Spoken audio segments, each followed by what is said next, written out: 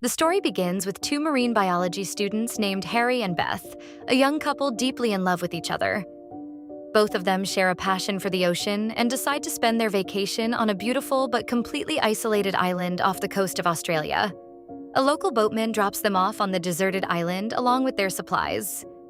The couple plans to stay there for 10 days, and before leaving, the boatman tells them that if they need to return early for any reason, they can contact him using the satellite phone. After wishing them good luck, he sails away. Harry and Beth are excited because they wanted to escape civilization and spend time alone in a peaceful place where no one could disturb them. The island is exactly what they had imagined: empty, quiet, and breathtakingly beautiful. Surrounded by crystal clear blue water, soft white sand, and lush green forests, it feels like paradise. The couple begins exploring the island while Beth records their adventure with her video camera. They swim in the ocean, play in the water, and enjoy every moment together. Exhausted after hours of fun, they lie down on the beach and eventually fall asleep. A few hours later, they wake up and notice something strange.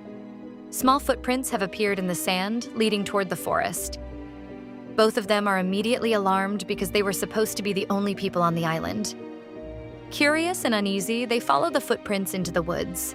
However, the tracks suddenly disappear without a trace. Unable to explain what happened, they decide to ignore it and continue setting up their campsite. Later, Harry goes into the forest to collect firewood. While searching, he comes across a pile of bones. He can't tell whether they belong to a human or an animal. Moments later, he hears strange noises echoing through the trees. It feels as if someone is secretly watching him, but when he looks around, no one is there. Feeling uncomfortable, he quickly grabs the firewood and returns to Beth. That evening, they prepare dinner together, chat for a while, and eventually go to sleep inside their tent. But in the middle of the night, mysterious sounds wake them up. Harry grabs a flashlight and steps outside to investigate, yet he finds nothing unusual. Beth suggests that the noises were probably just the wind rustling through the trees. Harry agrees, and the couple goes back to sleep. The next morning, they wake up to another unsettling surprise. Their clothes have somehow been hung from a nearby tree. Both of them are shocked because no one else should be on the island.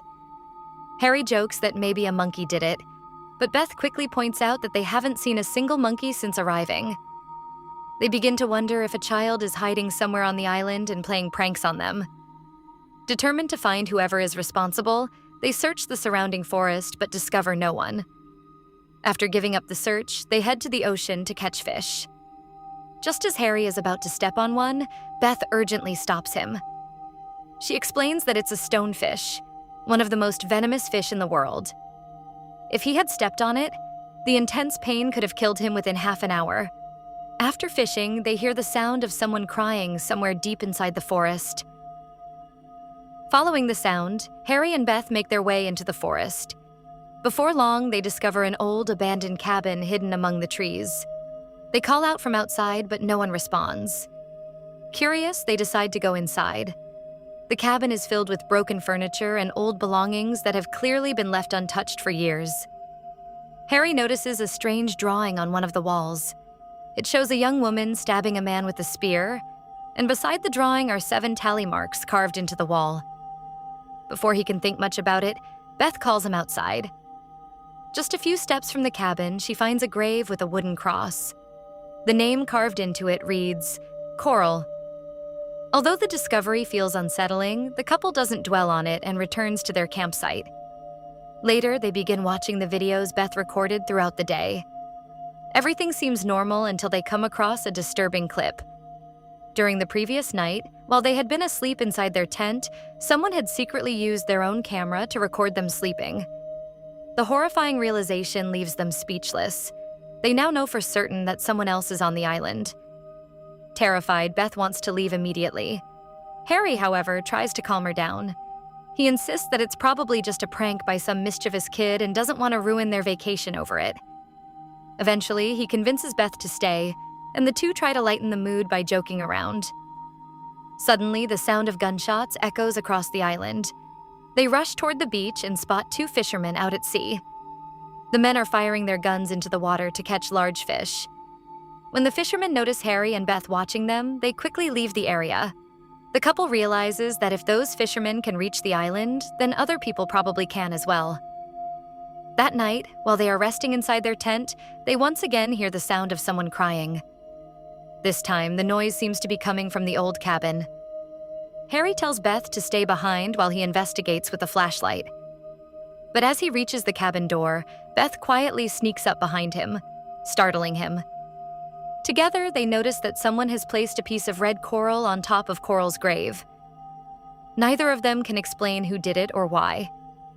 Confused, they decide to return to their campsite and spend the rest of the night outside. The following morning, they wake up to yet another bizarre sight. Strange sea creatures have been hung around their campsite like a warning. By now, both of them are convinced that something is seriously wrong. They decide it's time to leave the island. Beth reaches for the satellite phone to call the boatman, but the phone has disappeared. Harry searches everywhere, but it is nowhere to be found. Panic sets in. They realize they are now completely stranded on the deserted island. Just then, they hear music coming from deep inside the forest. Following the sound, they discover the same two fishermen they saw the day before. Harry and Beth immediately suspect that the fishermen stole their satellite phone. They demand that it be returned, but the fishermen don't understand their language. Frustrated, Harry loses his temper and starts yelling at them. The fishermen become angry as well. One of them punches Harry, while the other behaves inappropriately toward Beth. Frightened, the couple manages to escape and run back into the forest. After the fishermen return to their boat, Harry and Beth secretly search through their belongings, hoping to find the satellite phone. Unfortunately, it's not there. Refusing to give up, Harry quietly swims out to the fisherman's boat to search it himself. But before he can find anything, one of the fishermen catches him. Harry is attacked, badly injured, and knocked unconscious. The fishermen drag him back onto the island. That night, Harry and Beth wake up tied to separate trees with cloths stuffed in their mouths. The drunken fishermen mock them while drinking alcohol. One of the men begins harassing Beth as the other watches. Suddenly, strange noises echo through the forest. Alarmed, the fishermen leave the couple behind and head into the woods to investigate. Moments later, the silence is shattered by gunshots followed by horrifying screams. Taking advantage of the distraction, Harry struggles free from his ropes and quickly unties Beth. The two hide nearby. Soon they see one of the fishermen stumble out of the forest, covered in blood and badly wounded, while the other desperately helps him back to their boat. Terrified by whatever attacked them, the fishermen flee the island without looking back. The next morning, Beth notices a trail of blood leading into the forest. Hoping to find answers, she follows it until it brings her back to the abandoned cabin. Inside, she discovers an old diary hidden among the dusty belongings. As she begins reading it, Harry arrives, and together they uncover the island's horrifying past.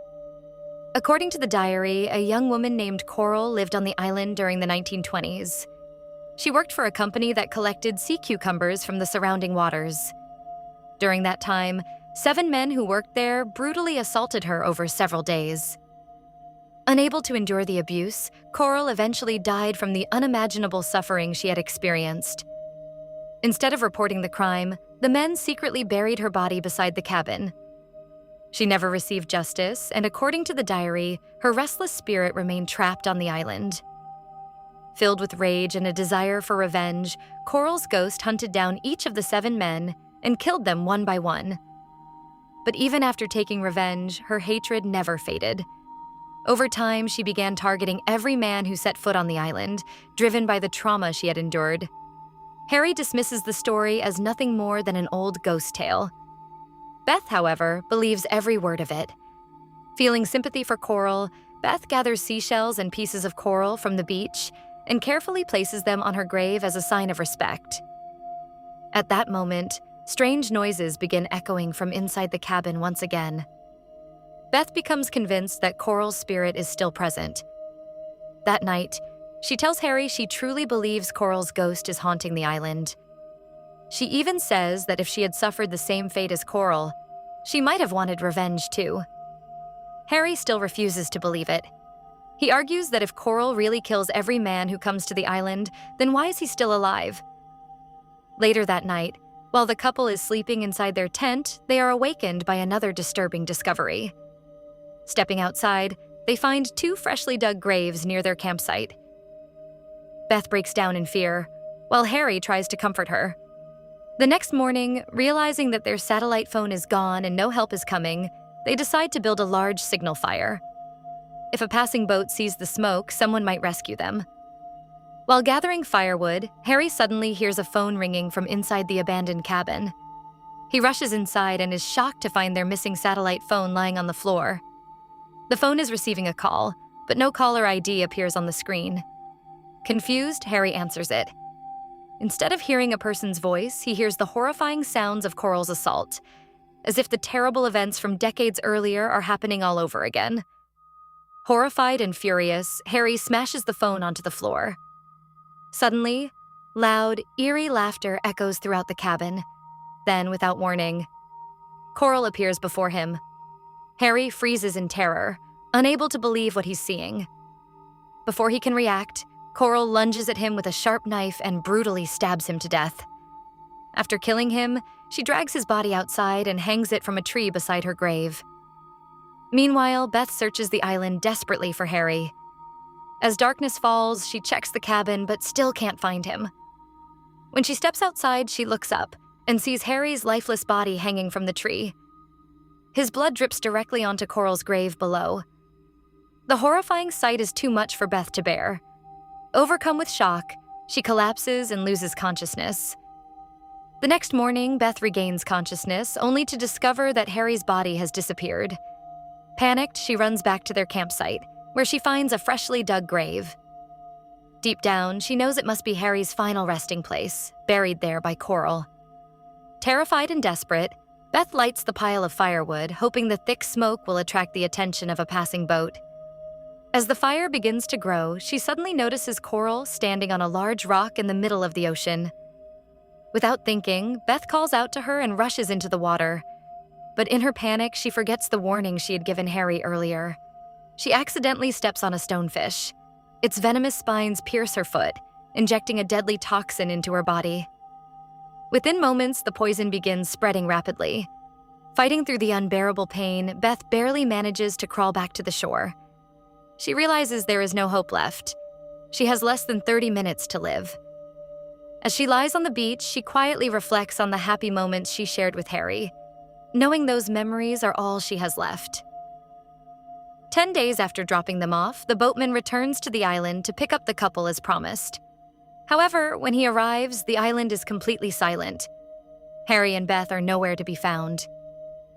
He searches the beach, the campsite, and eventually the abandoned cabin. Inside, he notices the old diary resting on a chair. As he reaches down to pick it up, Beth suddenly appears behind him. But Beth is no longer alive. She has become a ghost. Without warning, she attacks the boatman and brutally kills him. In the film's final scene, another fresh grave is shown beside Coral's grave. This new grave belongs to Beth. The ending reveals that after her death, Beth's spirit became trapped on the island alongside Coral. Now, the two restless souls remain there together, hunting any man unfortunate enough to set foot on the island, ensuring that Coral's cycle of revenge will continue forever. And with that chilling revelation, the movie comes to an end.